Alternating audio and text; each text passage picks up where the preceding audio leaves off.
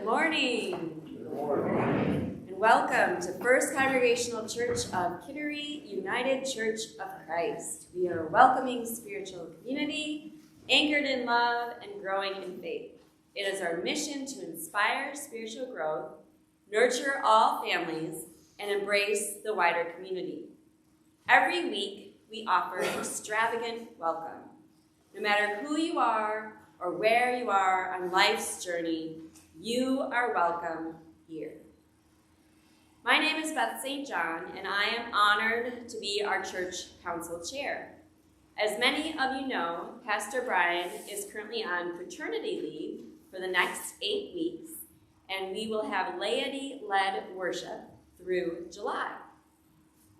Today, we are blessed to have our former church council chair, who is also our current personnel committee chair, Mary Jane Rowan, serving as our worship leader and master storyteller, and she brought some other storyteller friends with her today. We have Linda Powell, Chuck Moran, and Mary Carter. Thank you all for planning and leading our worship service today and for sharing your gifts of story with us. And we would also like to thank Chuck Moran for serving as our reader this morning. For our announcements, the Pastor Relations Committee was going to have a conversation circle on June 8th, but they decided to reschedule it for June 22nd. So June 22nd from 6:30 to 8:30 p.m., it's a Wednesday, we will have in the parish house a circle conversation about curiosity. How can we use curiosity to connect? If you'd like to sign up, the sign up is in the mooring that Jennifer Gray sends out on Mondays and Wednesdays. Or you can also email the church at kitterypointucc@gmail.com to sign up. We have a fun fundraiser this summer that is being managed and organized by Mary and John Carter, and John is here to tell you all about it. Well, good morning. I'm John Carter, and Mary and I, with a lot of help from the Finance Committee, Chuck Moran's on it, and others, are trying to lower the deficit. We have a $17,000 deficit this year. We're on a calendar year basis, so as you know, we're halfway through the year. And the fundraisers that we have had are for the fellowship group, and that money goes to their wider mission, which part of that is to the church. So we have two fundraisers for this coming in the next 6 months. One is Plan Your Own Fundraising Event, and that's going on right now.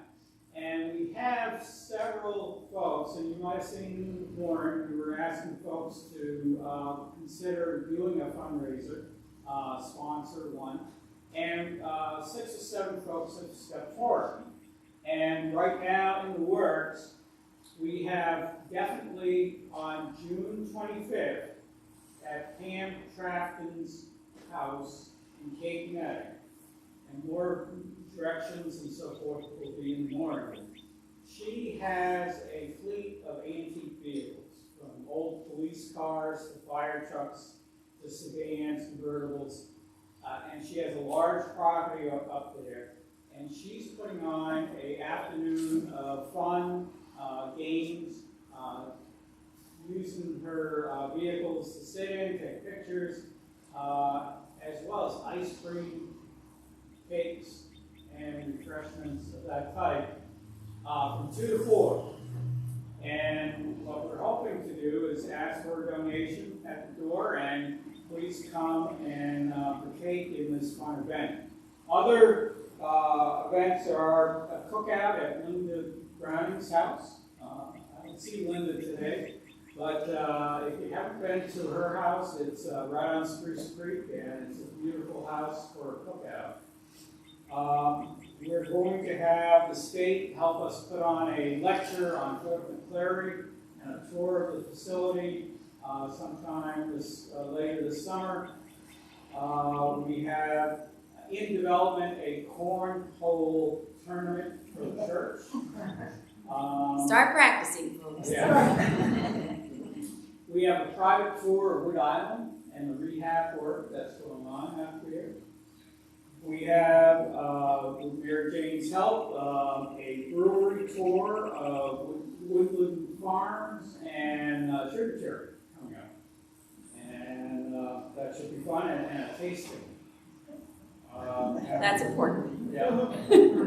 We're working on a car wash, and we hope to get the youth to help us through that right out here.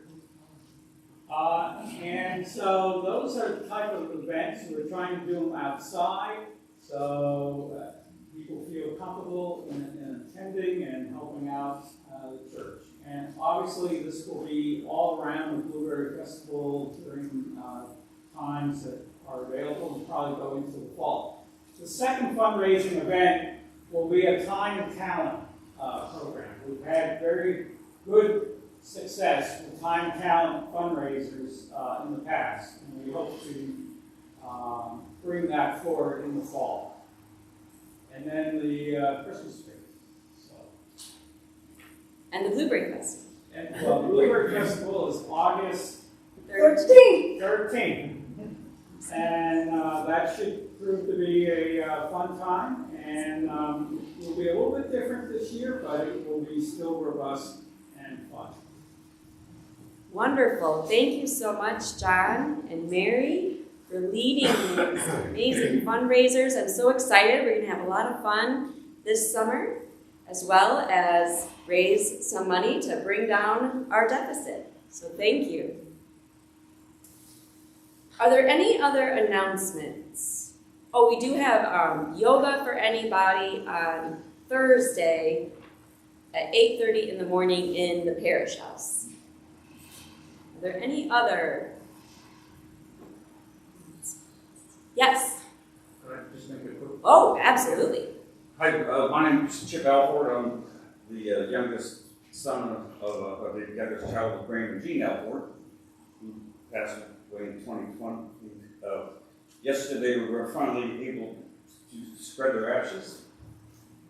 My dad passed at 103 in 2020, but he donated his body to the New England Med School. So it took 2 years to get his remains back. And back this spring. Had a wonderful ceremony up in the Flume at Franconia Notch in the White Mountains. Yesterday is a beautiful day. He had asked to be laid to rest. So we had 3 of his kids, some grandkids, cousins, and stuff like that. Real nice ceremony. So it feels like some closure finally. Yes. Yes. It's all good. What a blessing. Well, thank you so much for being here today. It's wonderful to have you with us. And thank you for announcing that closure event. And it's so fitting that you're here today, since we have the stories of the Kittery community, and the Elbert family has been such an important part of that history. Thank you. Any other announcements? Right. Well, please join us in the call to worship, which is in your bulletin, and it will be led by one of our speakers today, Linda Powell.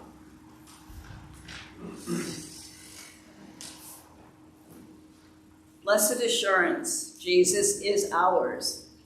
Although the foretaste his glory and honor. This is our story. This is our song. Praising our Savior. All day long. Please stand if you are able and join us in the opening hymn, Blessed Assurance, number 473.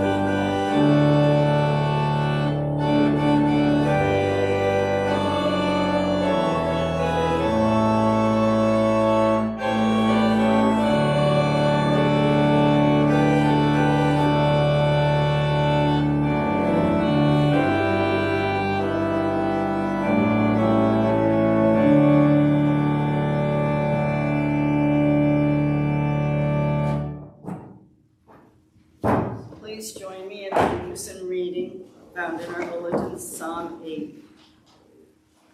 O Lord, our song, how majestic is your name in all the earth. You have set your glory above the heavens. Out of the mouths of babes and infants, you have found it able, Lord, because of your foes, to silence the enemy and the avenger. When I look at your heavens, the work of your fingers, the moon and the stars that you have established, what are humans that you are mindful of them, mortals that you care for them? Yet you have made them a little lower than God, and crowned them with glory and honor. You have given them dominion over the works of your hands. You have put all things under their feet, all sheep and oxen, and also the beasts of the field, the birds of the air, and the fish of the sea. Whatever passes along the paths of the seas, O Lord, our sovereign, how majestic is your name in all the earth. You may be seated. Thank you, Linda. Could we have our graduates today?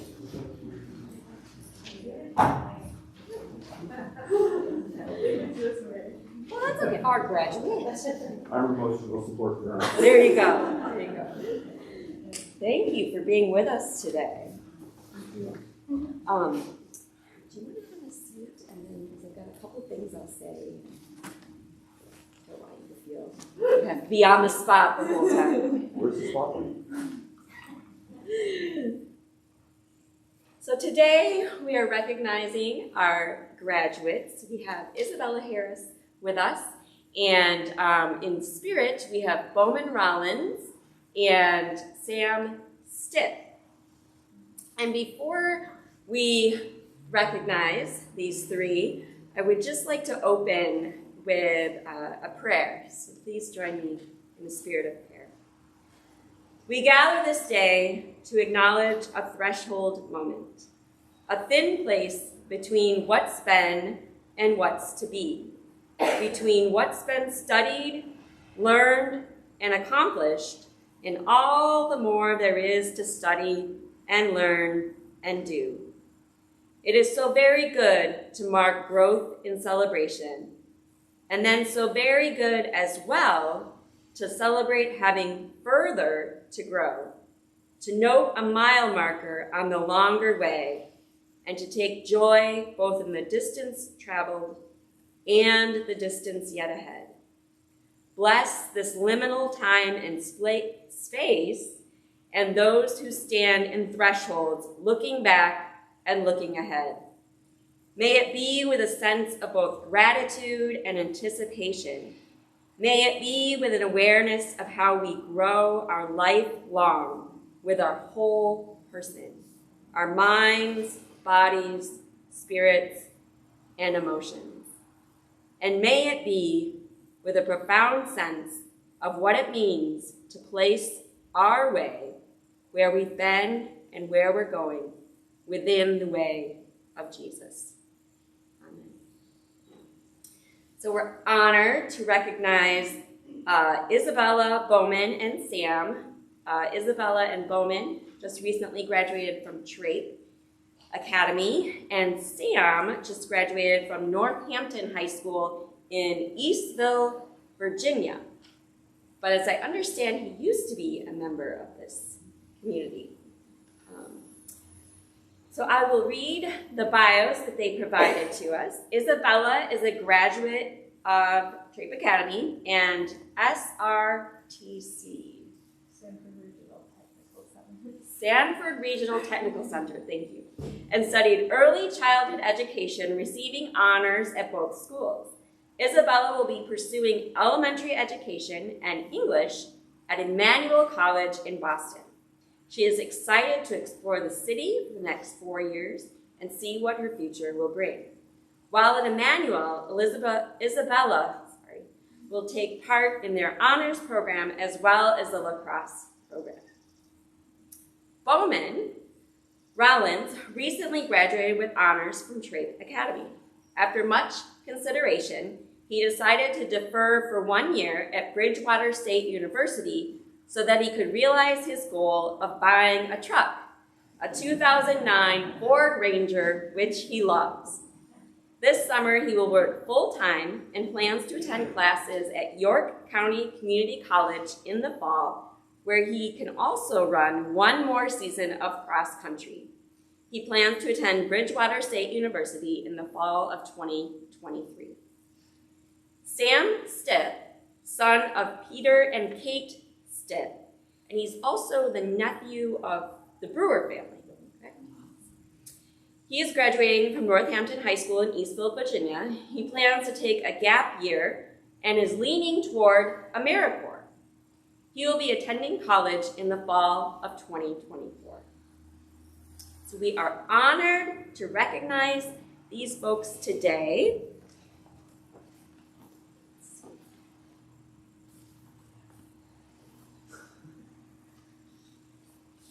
Find the right stuff here.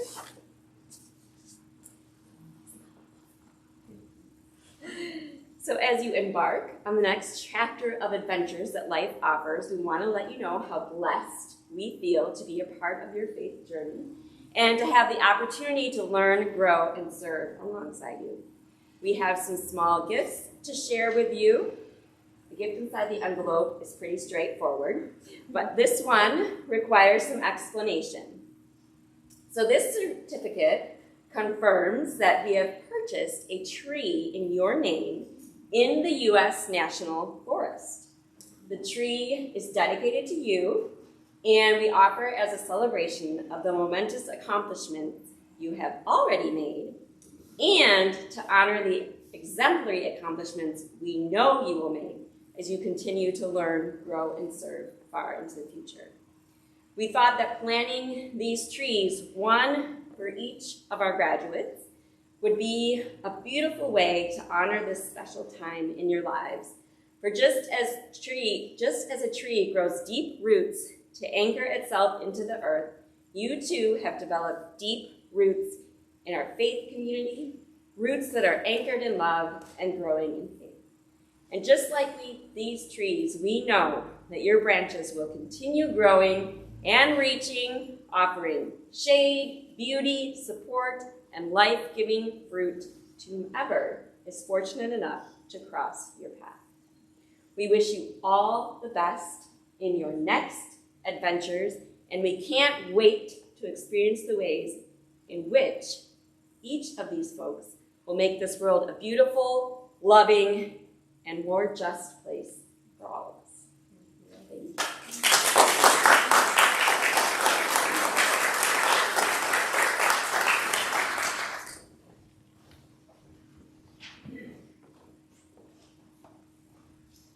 And Pastor Brian sent me his own words as a gift to the graduates as well. So I'd like to share those as well. In Genesis 22:1, we read, God tested Abraham. God called him Abraham. Abraham responded, Hineni.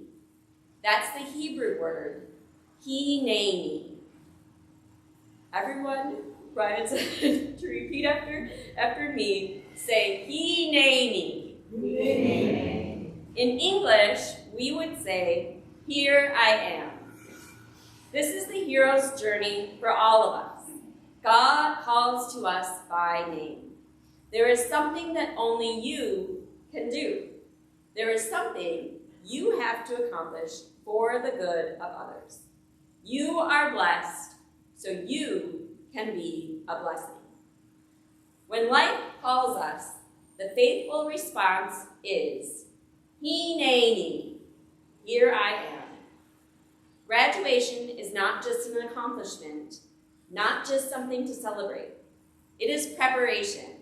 Your family, your educators, your neighborhood, your church community, they have held you and nurtured you and walked with you for 18 years, all so that when life calls you by name, you will be able to say, Hineni, here I am. I can do nothing else but this, to bless others as I have been blessed. Congratulations to you for all you have accomplished. Give thanks to those who helped you along the way. Know that you are blessed and you have everything you need for your next adventure. And share it with us when you can. That is from Pastor Brian. And as we end our time of recognition, please join me in a moment of prayer.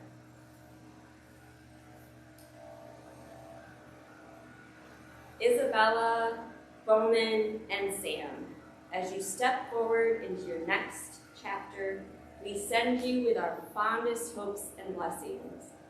May life bring enough challenge to fuel your dreams, enough affirmation to honor your gifts, and enough nurture to give your spirit peace. Believe in your vision, follow your dreams, and know always that when you return to us, here you will find the hands of friends. Amen.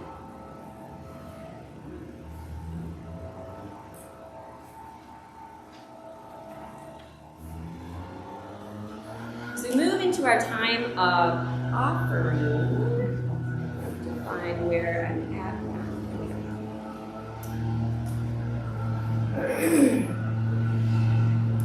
We believe in the God of justice and righteousness, and God believes in us to carry forth the mission of loving and caring for community. God has blessed us all with many gifts. Let us share our gifts and resources so that we may continue to walk humbly with God and with our neighbors. If you feel called to offer a monetary gift, you may place your gift in the offering plate in the front of the sanctuary, or you may donate online by going to our website at kitterypointucc.org and clicking on the Donate Here button. Please join me in the doxology, and please stand as you are able.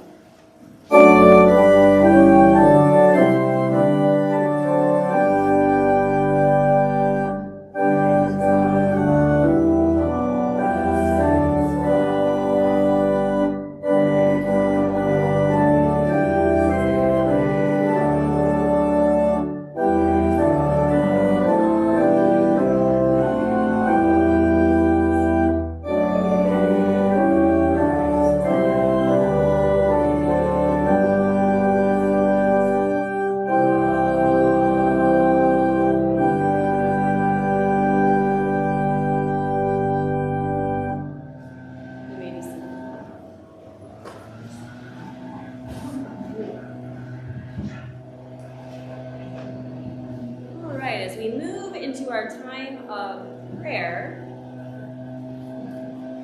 and we'll close the windows so that the lawnmowers will. Thank you.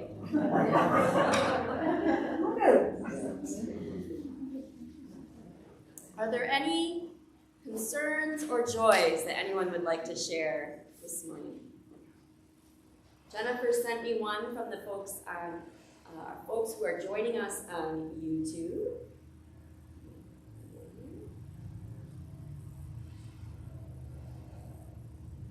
From Ryan, who would like to celebrate. Oh. Pastor Brian was saying that he'd like to celebrate another graduate, who is me. But he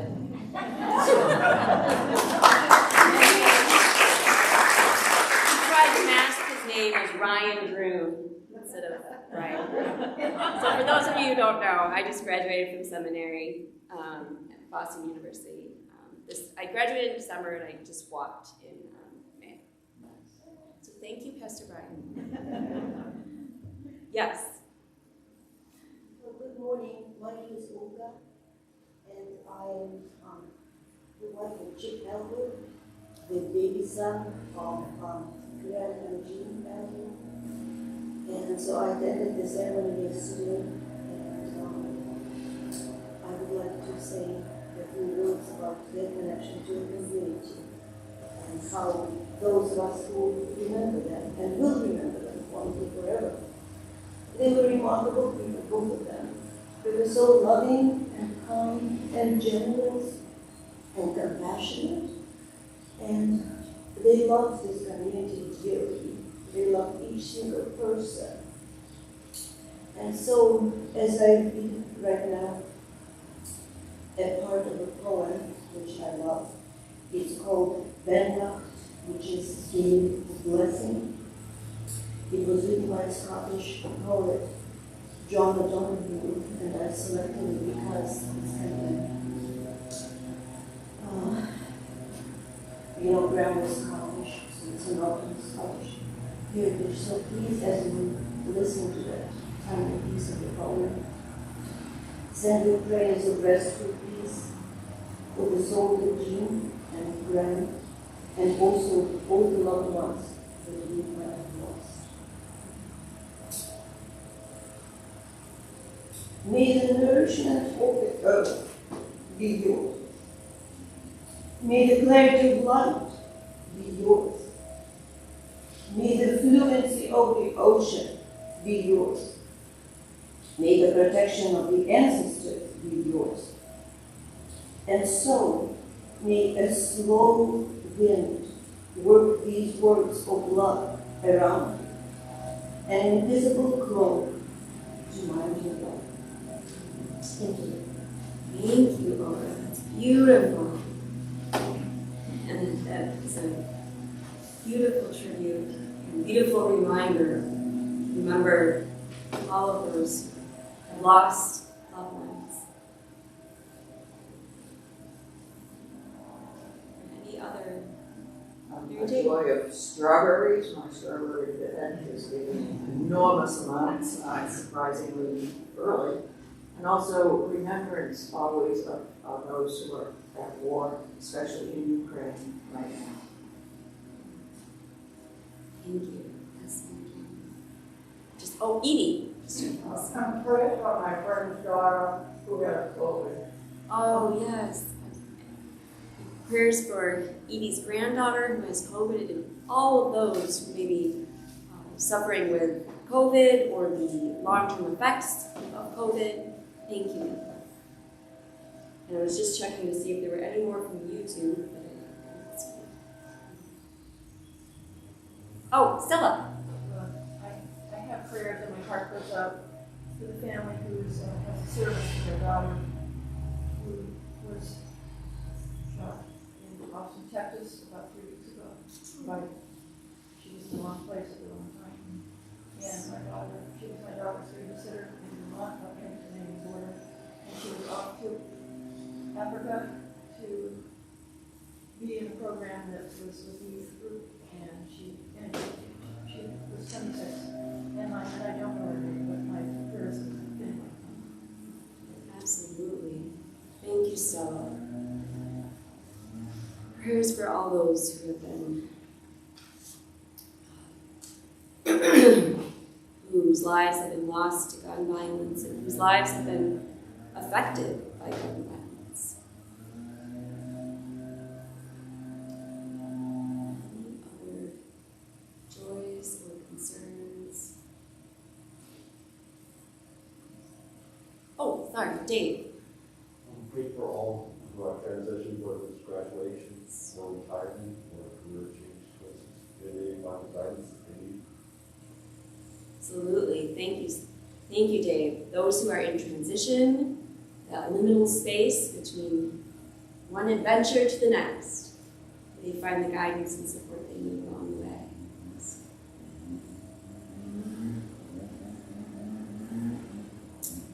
All right. Will you join me in the spirit of prayer? O Holy One, you have called us to follow in the way of your risen Son. Your Son who remained with his disciples after the resurrection, teaching them to love all people as neighbors. As his disciples in this age, we offer our prayers on behalf of the universe in which we are blessed to live, and our neighbors with whom we share it. In peace, we pray to you for all people in their daily life and work, for our families, friends, and neighbors, and for those who are alone, for this community, the nation, and the world, for all who work for justice, freedom, and peace, for the just and proper use of your creation, for the victims of hunger, fear, injustice, and oppression, for those who suffer in time of war, for the victims of an earthquake, flood, or fire, for all who are in danger, sorrow, or any kind of trouble, for the special needs, concerns, and joys of our community, for those who are sick and those who minister to them, for those who mourn, and for those facing difficult decisions. Receive these prayers, O God, the ones that are spoken and those uttered silently within our hearts. Transform us through them, that we may have eyes to see and hearts to understand, not only what you do on our behalf, but what you call us to do, to follow in the way of your risen Son, and to care for those who are our companions, with words of comfort and acts of love. Guide us in the path of discipleship, so that as you have blessed us, we may be a blessing for others by our words and by our deeds.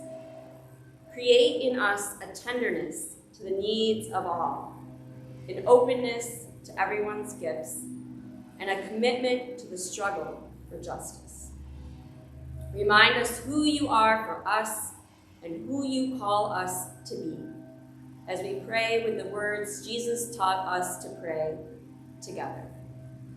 Our Father, who art in heaven, hallowed be thy name. Thy kingdom come, thy will be done, on earth as it is in heaven. Give us this day our daily bread, and forgive us our debts, as we forgive our debtors. And lead us not into temptation, but deliver us from evil. For thine is the kingdom, and the power, and the glory forever. Amen. Now we will have the New Testament reading, Romans chapter 5, verses 1 through 5. And I know it says Linda Powell, but it's actually going to be Mary Carter.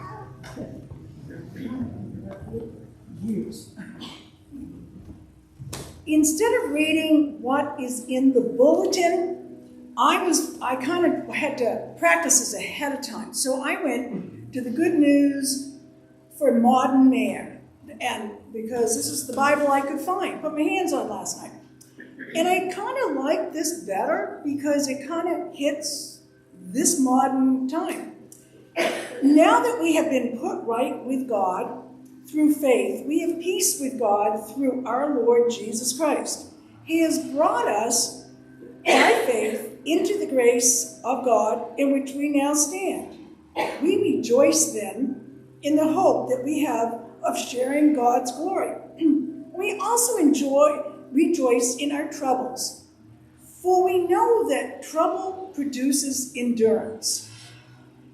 Endurance brings God's approval, and his approval creates hope. This hope does not disappoint us, for God has poured out his love into our hearts by means of the Holy Spirit, who is God's gift to us. And I thought, we've all endured lots of things for the past 2 years.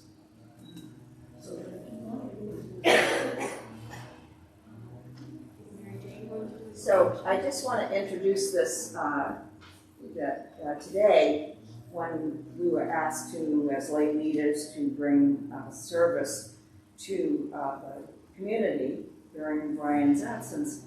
I thought wouldn't it be fun to be talking about growing up in Kittery Point? Wouldn't it be fun to be talking about connection to this community, not only to the wider community, but our town and also our church? And I thought of 4 different people that I thought would be able to bring an interesting message, interesting stories. And I said to Mary, well, if you talk, and Linda talks, and Chuck talks, and I talk, how will we arrange this? And she said, what about alphabetical? So Mary's going to talk about the neighborhood. Chuck is going to talk about the idea of coming every summer and weekends and feeling connected to this community more almost than the community that he was growing up in. This is his community, and he came full-time back to this. Linda will talk about growing her husband. He's a cousin now to me, because Linda is first cousins with my husband. Thurston and I never thought we would be related.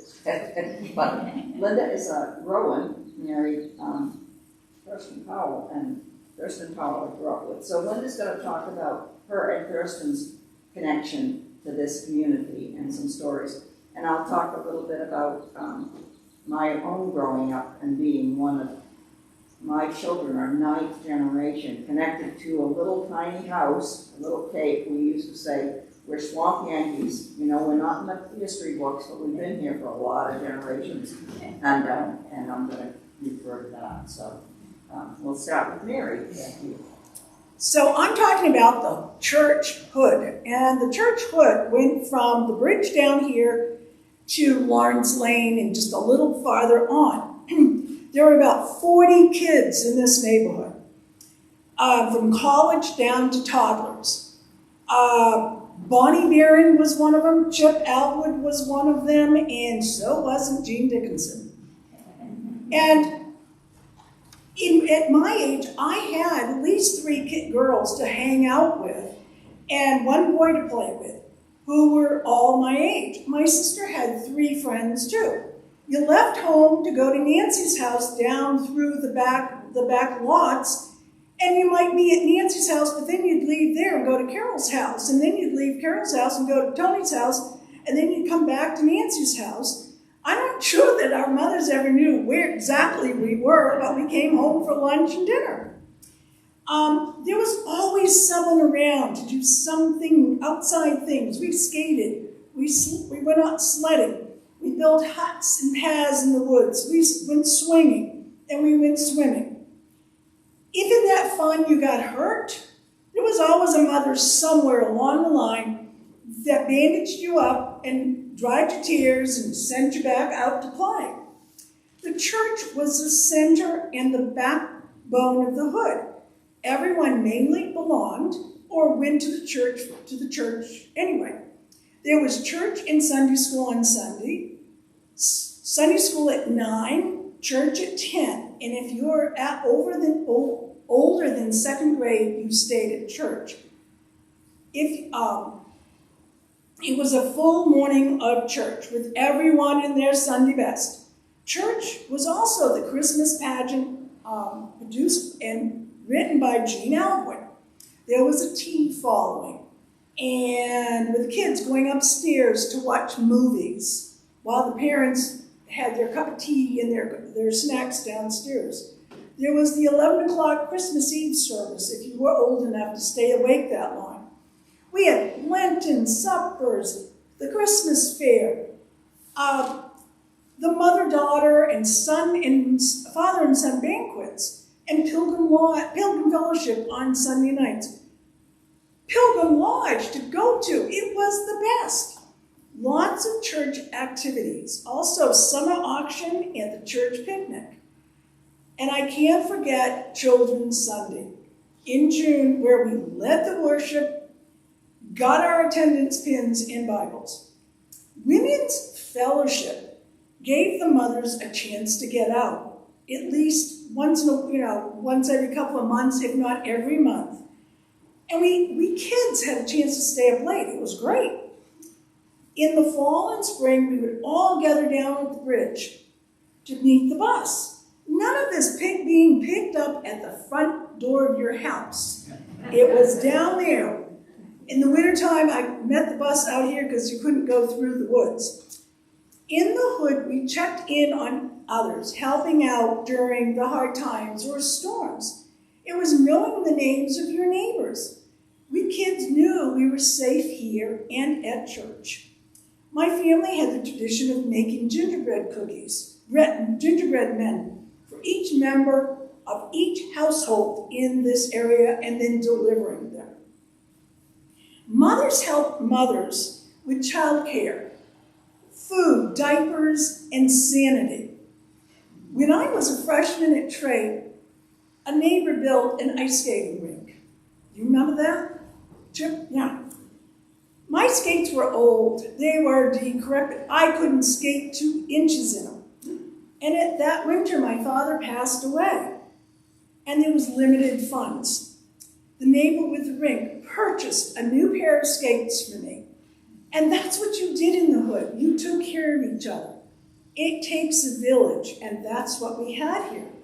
Now we have more grandparents living in this area than children. There are 3 kids in this neighborhood. No trick-or-treating. It just doesn't happen here.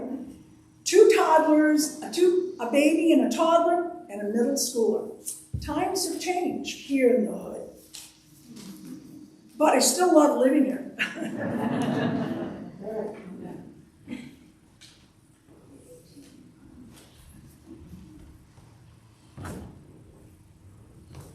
God, that series of years.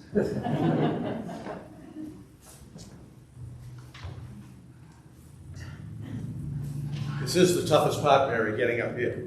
Yeah, it is. But the good part is you get to take the mask off. Yeah.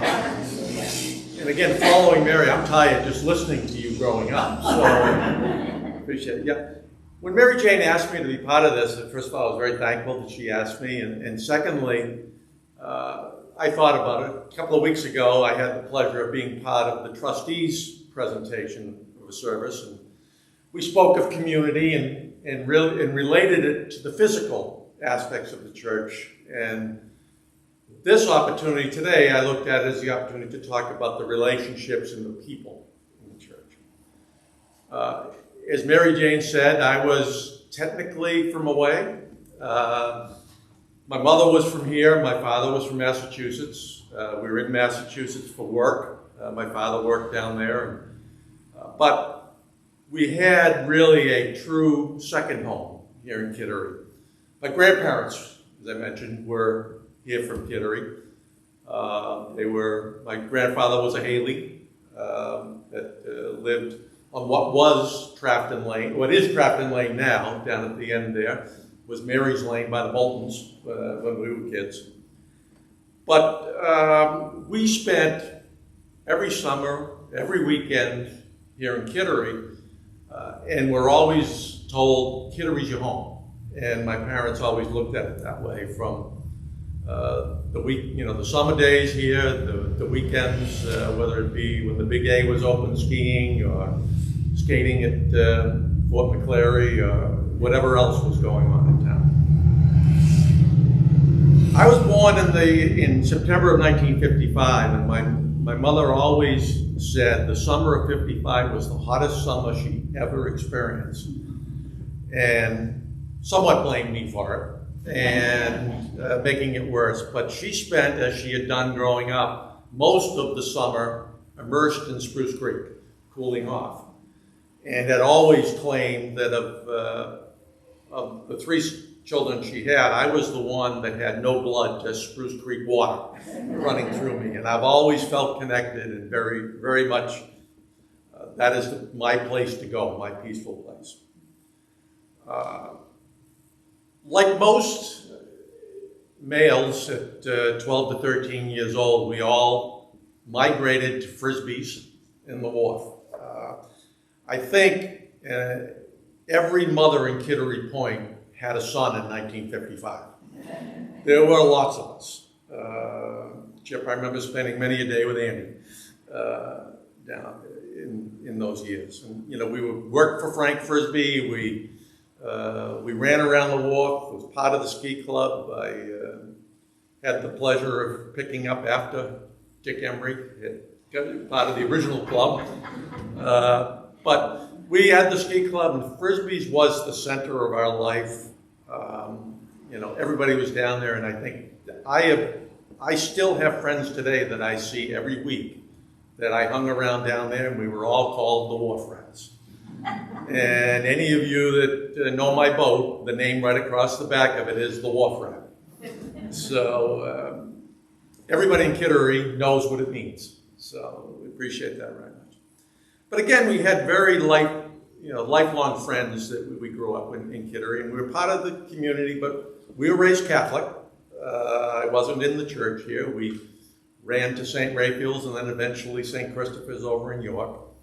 But this church was always part of our life. One of the biggest things I always remembered about this church was my mother loved in the evening after she did the dishes, and I think it was 6:30 at the time, not 6 as the carol line goes now, go out on the deck over here in Spruce Creek and listen to the music from the carol line. And as she said, there were many a night we couldn't hear it, but that's because God blew the wind the other way. You could still hear it. So we've always felt sort of tied to the church and everything at Kittery Point. Kittery Point, to me, has always been a place where you're accepted for who you are. I spent time in school away from Kittery Point. In my business career, I traveled all over the country, and I found in many other places, people were looking to be who others wanted them to be. But always found in Kittery and Kittery Point, and there is a distinction whether people know it or not. You need a passport to come across that bridge. But people in Kittery accept you, and still do, for who you are. You don't have to put the pretense on it. I've always respected that and appreciated that. Prior to joining the church here, Suzanne and I lived up in Kennebunk, and we were part of the South Church in Kennebunkport, and very active. Suzanne was a deacon, and she dragged me down to help do work around the church and so on. And very involved. And church has always been a strong part of both Suzanne's and my growing up and our relationship together. And so when we moved back to Kittery, we came back in 2008. My dad decided he needed family nearby. We were fortunate enough to have enough property to split it up so that my brother, sister, and I could all have a home there. And when we came back, we commuted to South Church up in Kennebunkport for a while, and finally decided we really needed to be part of a church community here in Kittery.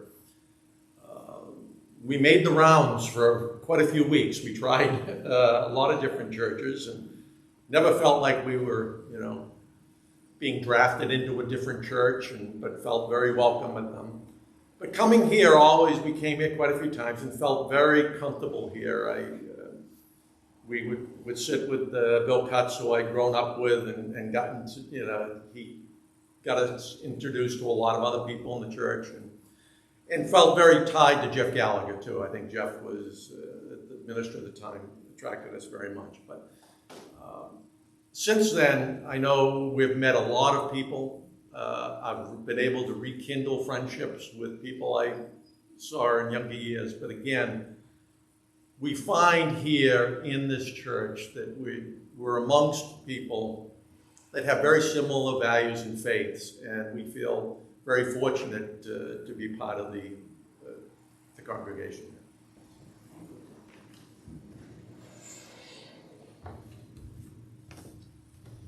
Oh, yes.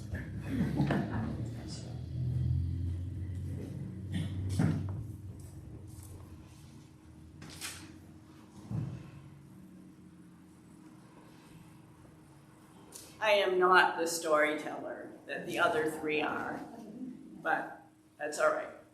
Thurston's family has been in this church for generations. He remembers being dragged to church as a young child, but as he grew and was able to be part of the Pilgrim Fellowship and go to Pilgrim Lodge, he enjoyed the friendships and the happenings much more.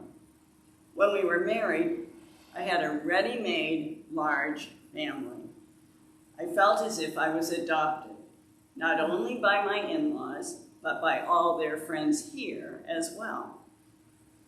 We were invited by the older members to attend supper club and got to know them much better through that than we would have by mere Sunday morning attendance. We played volleyball with a group of our peers, Mary and John, part of that group, and took part in couples club, which brought us rich friendships. Potluck suppers and ham and bean suppers were social times to which we dragged our kids. Women's Fellowship played a huge part in my life for quite a few years and was a place of growth in many ways for me. Serving on committees, this is for both of us, committees, boards, and in offices at local, association, and conference levels allowed us to learn more about the UCC and really identify with it. As one works and plays with others, the essential essence of each person becomes more known to us. Being part of a faith community that is about love in action, service, has been critical for us to grow as Christians. All of our years here have reinforced for us that the more one participates in anything, the more one gets from it. Thank you for the opportunity to add our piece to the community.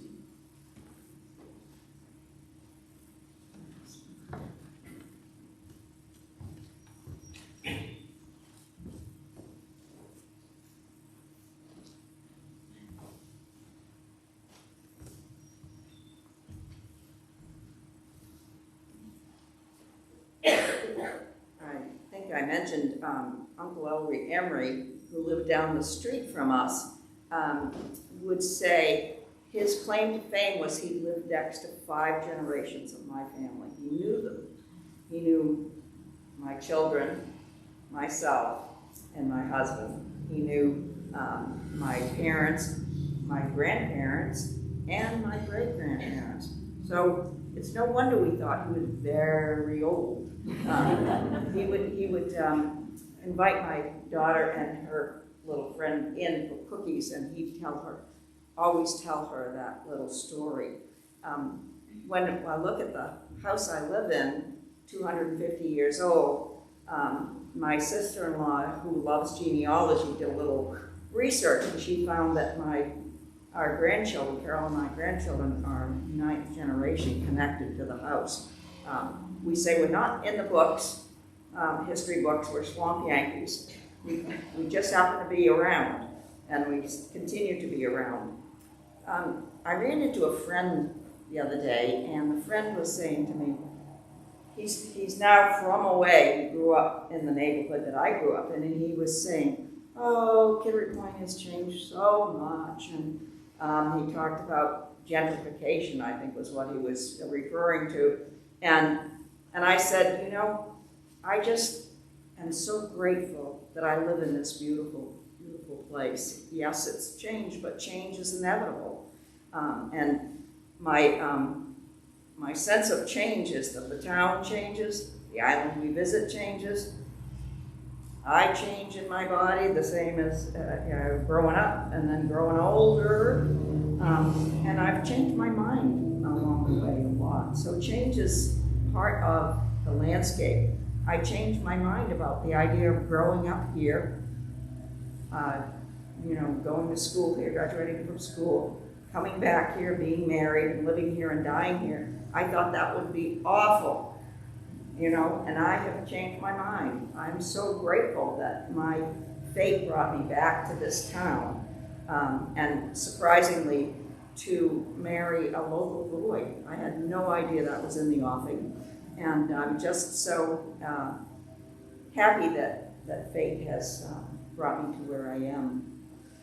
My mother was from away, unlike Chuck's father was from away. My mother was from away, and she was a little Catholic girl who came up every summer and visited her Aunt Julia, who lived across the street from from the gas station, and she married a Kittery Point boy. She met him here as a child, and he married my father, Fred Perry, and I think that her girlfriends from Waltham thought she was out of her mind. You know what? She was moving up to Maine. What was the matter with her? You know, she was going to lose herself up here. Well, as it turns out, they liked coming up and visiting up here very nice, very well, and they all stayed in touch. And those girls, as they called themselves, had friendships for many, many years. My dad was the son of a postmaster, and he and his brother both worked at Frisbee Stool. We were also tied to the wharf, like Chuck says. The wharf in that little Kittery Point center was the center of our universe. 5 cents, buy you a popsicle, and you could go and sit on the wharf and enjoy a summer day. I remember one time with a friend of mine, we had 25 cents and we bought ourselves a pint of ice cream. It was in the evening. We sat down on the wharf eating a pint of ice cream, the two of us, and watching a show of meteor showers down there. You know, no childhood is totally idyllic, but I think mine came close. You know, and as Mary talked about too, that sense of being known and knowing everybody. Sometimes that wasn't so good. When you did something, you know, you weren't supposed to, that traveled fast home. But we were looked after by all of the people, you know, who were in the community. So, you know, change happens, and you know, I think the best thing I can offer a graduate is the idea that change is inevitable, but change is a chance for growth. And I think the idea of being a learner, Isabella, being a lifelong learner, and embracing change as you go along, change in yourself and change in your community and change in the people around you, embracing instead of resisting change is a lot better way to go.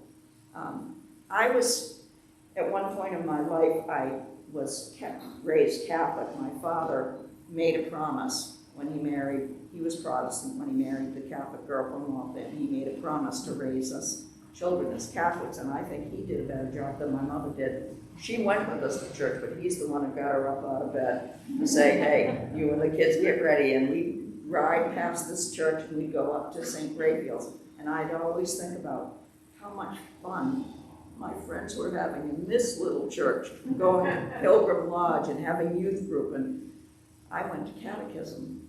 Yeah, so when I left home, I rejected the religion I grew up in. I think I momentarily threw out the baby with the bathwater. You know, I just wanted nothing more to do with it, and that was a breach in my faith, a breach in my life. And but I lived here, I raised my kids here, and I got to a point where I really felt like life was becoming difficult. I needed something more. I was missing something. And I thought, well, you know, I don't think I'll tell my mother, but I'm going to go to the little congregational church, Protestant church on the corner, and just see what's there, you know. And I stumbled in, and I stayed. And I stayed because I find great solace here. I find great community. I find community that has commitment to the church and to each other. I just found connection and acceptance, and I refound my faith. And for that, I'm forever grateful. Faith is something that, without doubt, there isn't faith, I believe.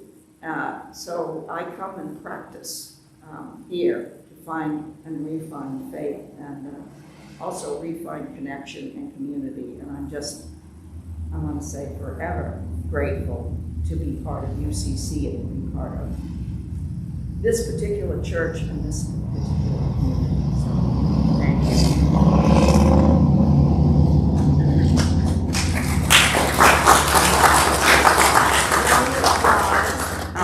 Our closing hymn is Eternal Father, strong to save. If you would stand, if you can.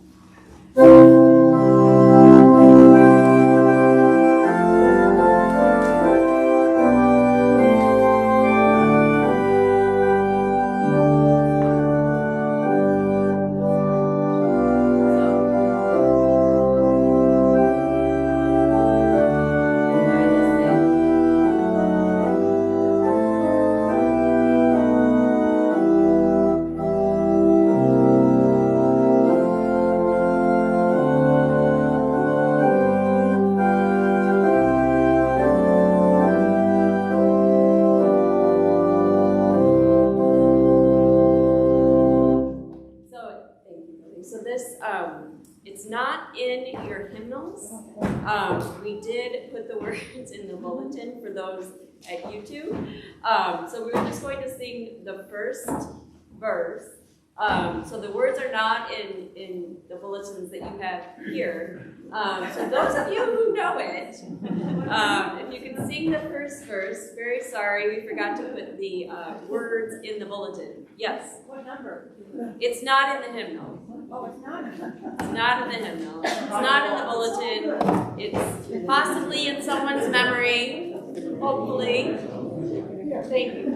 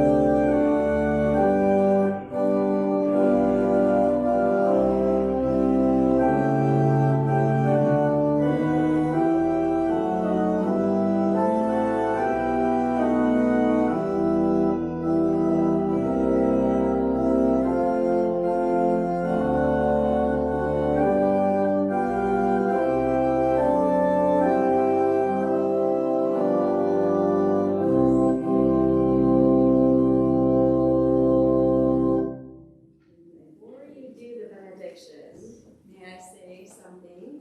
So we had a special gift for MJ for Mary Jane, that we meant to give her at a few weeks ago when we gave you this book. But took a little bit longer to get this prepared. So you get two gifts, spaced a little bit apart. So this gift is after Mary, or maybe it was after your first year as a church council chair, we asked everyone to give us a word that, as a gift to Mary Jane, of what Mary Jane reminds them of when they think of her. And the words were dependable, open, open-hearted, open-handed, open-minded, thoughtful, trustworthy, generous, tireless, kind, compassionate, humble, empathetic, careful, careful, loyal, patient, altruistic, strong, visionary, grace, reliable, dedicated, brave, hope, planter, calm, cultivator, unconditionally loving. So we give this to you.